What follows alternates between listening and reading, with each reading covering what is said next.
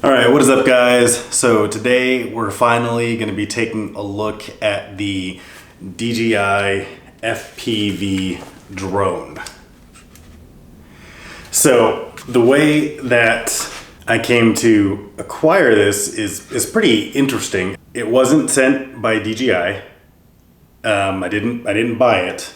I was actually contacted by the company called DPreview. I don't know if you guys have heard of them. They do a lot of like camera and lens reviews on YouTube. I've actually been watching their channel for a while because I'm obviously into photography. They got the drone to review and they reached out here locally in Boise for a 107 certified pilot. And I was like, I can do that.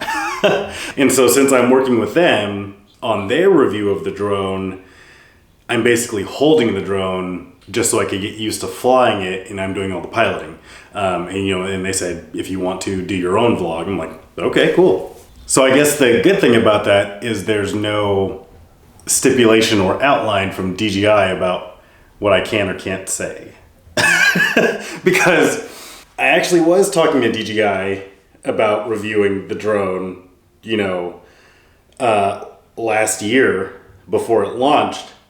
But I didn't really like their requirements or their restrictions. Like the way they outline the workflow of like their product releases it's almost like a job. There's a lot of follow-up and there's like requirements for engagement. And that's fine if you're a full-time YouTuber, but I'm not, right? I just YouTube for fun and just to kind of like share information, but it's definitely not like a major source of income. So I kind of, forgot about reviewing the DJI drone. But anyway, so one kind of fell into my lap, and so we're going to do it now.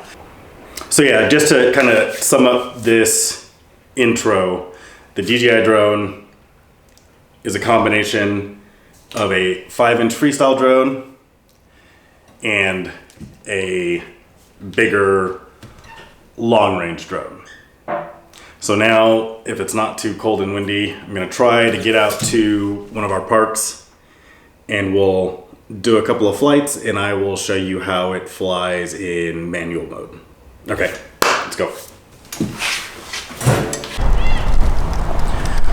All right, so I'm at a park downtown, and I think what I'm gonna do is I'm just gonna start by flying my freestyle quad.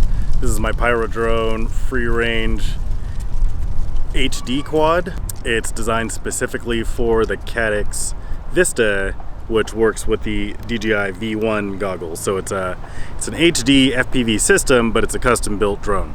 So I'm gonna fly this, record it, and kind of show you what a kind of a typical freestyle quad looks like in the air. This it's a pretty high performance freestyle quad. It's about 650 grams, running a Pyro Drone 1100 milliamp hour 6S battery. So it's got really good power to weight ratio.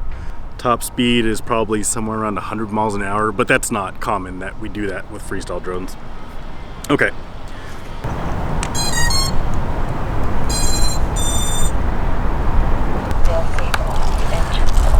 Okay, so I'm not gonna do anything too crazy. There's not a lot of people here, but I'm just gonna take it kind of mellow, do some light freestyle, and we'll see how it looks.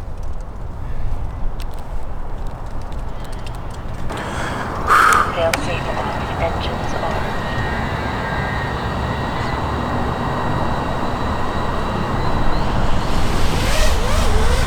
The recorded footage is from my GoPro Hero 7.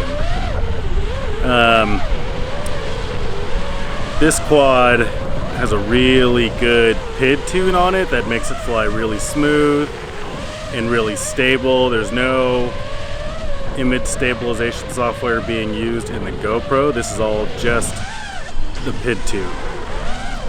But yeah, very, very lightweight for a freestyle quad. Very capable.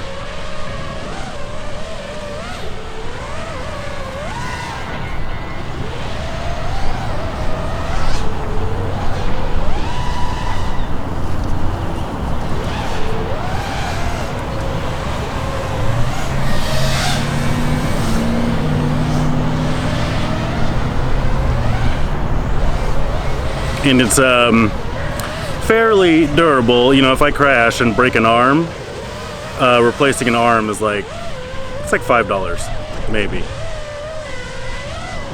See if we can do something a little risky.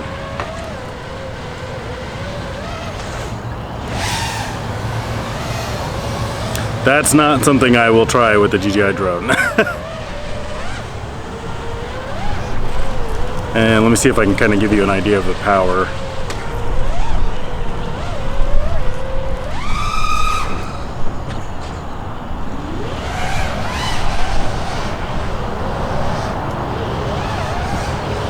They'll go, these custom built drones, we'll bring it in.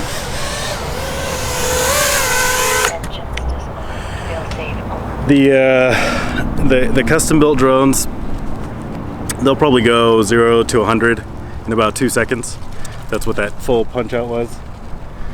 But anyway, I'll get the DJI drone and we'll kind of fly that around and talk about the experience.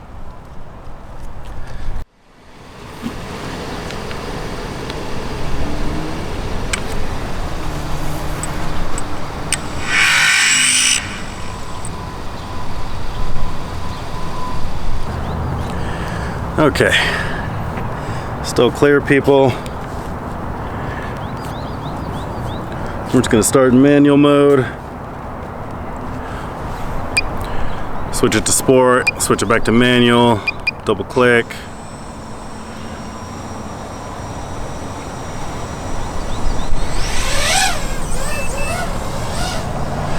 Quad feels pretty punchy on the low end. It's got like 5.5-inch props. The camera is fixed at 30 degrees, 31 degrees or so.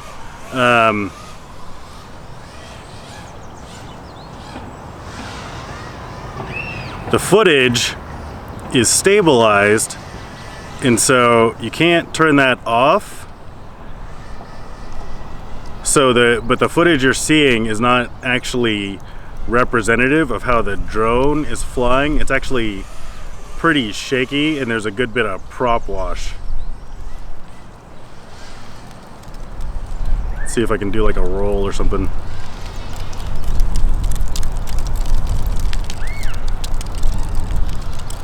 I do have the rates adjusted to my liking.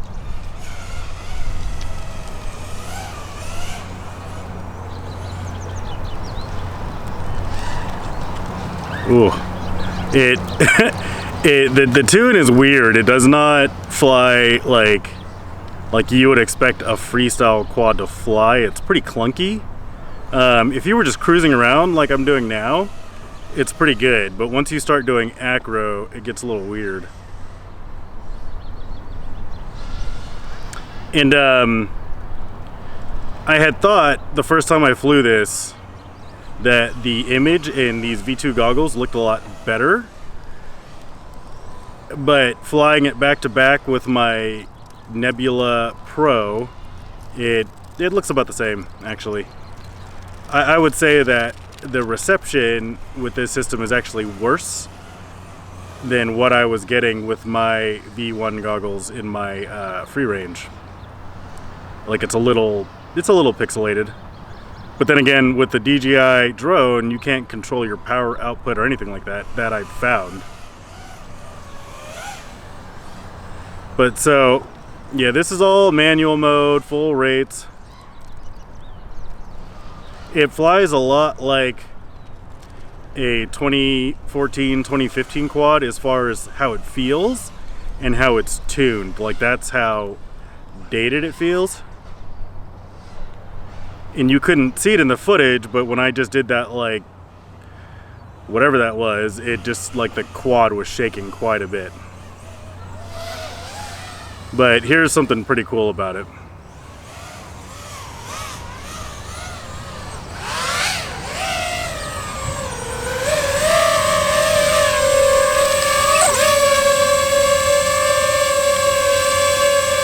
You can just hit a pause button and the drone will just stop in place.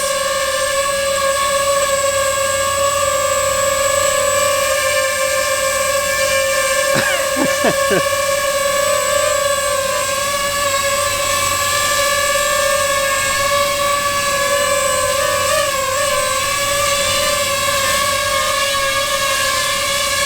then you just move the stick all the way down and it auto lands. All right, so let's talk about it.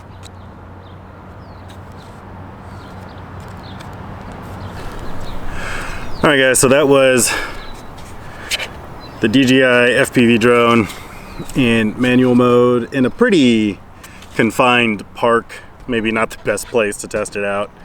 With the controller feels pretty good in hand. I don't like the sticks. I don't like how short they are, and they're not very sharp, so like it feels like my thumbs could slip off. If you pinch, it's probably not as big of a deal, but for thumbing, I don't really care for it. I like the sticks to be a little bit longer, and they don't have a lot of throw. Definitely prefer my like Free Sky or jumper radios. Button layout's fine. I just don't like the sticks. You know, I'm sure you could probably replace these with something. I don't know. Maybe somebody could make replacements for them. As far as the drone, it's definitely not a full-on freestyle drone, right? You could use it to learn how to FPV. You know, I think DJI kind of knocked out of the park there with like their app that I haven't tried because I don't have an iPhone.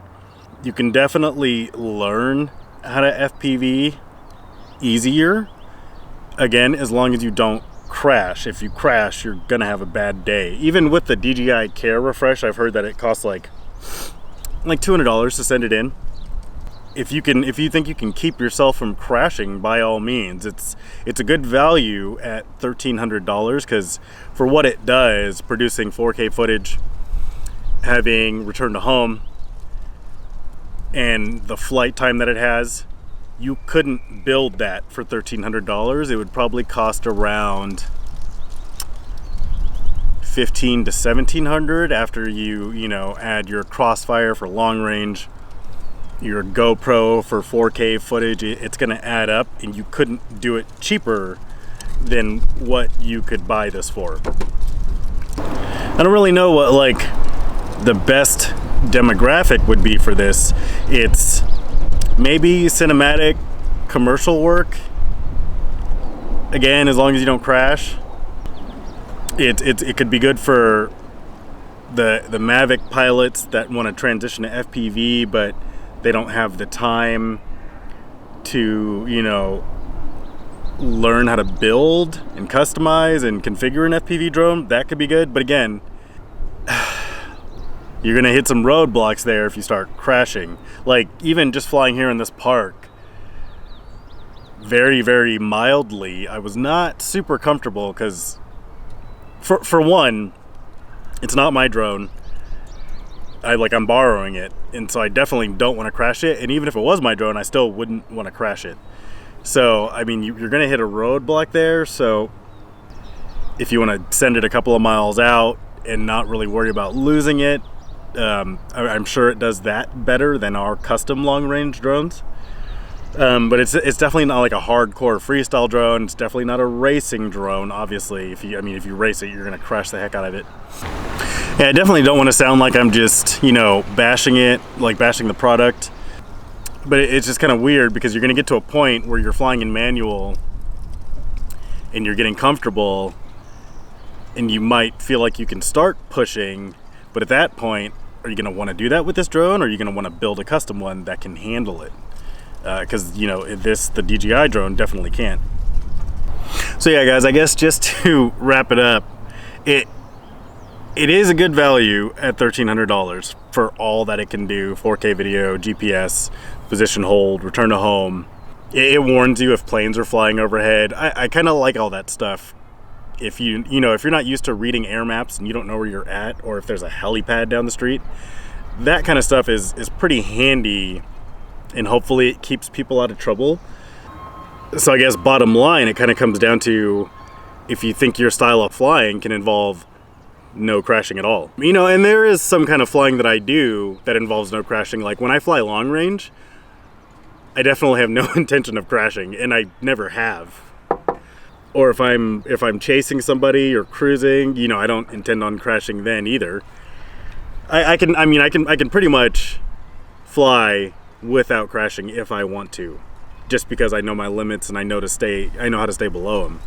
So yeah, you guys in the comments, you let me know what you think, if you're a new pilot or a veteran pilot, if you're gonna get one or if you have one, or like kind of what your thoughts on it. If you think it's if you think the issue of crashing is as big of a deal as I'm making it out to be, it's a risk someone would be willing to take to bypass the learning curve, or maybe it's not worth the risk. I don't know. To summarize, it's a good value. It's very capable, produces very good video if you don't crash. If you crash a lot, the value kind of goes right out the window. All right, guys, let me know what you think in the comments. If you have any questions or complaints. All right, thanks for watching.